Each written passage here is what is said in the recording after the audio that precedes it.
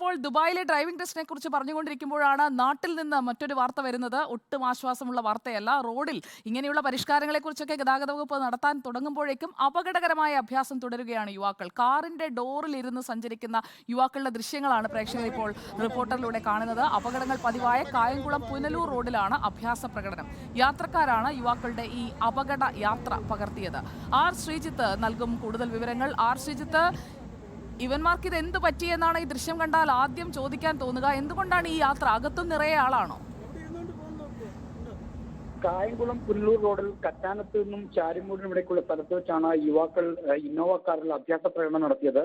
Innova കാറിന്റെ ജനാലയിലൂടെ ഡോറിന്റെ പടിയിൽ ഇരുന്നാണ് 3 പേർ യാത്ര ചെയ്യുന്നത് കാണാം.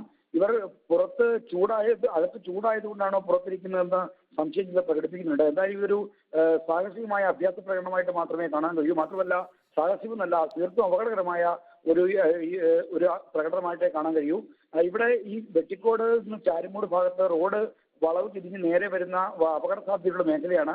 അവിടെയാണ് യുവാക്കൾ ഈ അഭ്യാസ പ്രകടനം നടത്തിയത്. പിറകെ വന്ന വാഹനത്തിലെ യാത്രക്കാരാണ് ഈ ദൃശ്യങ്ങൾ പകർത്തിയത്.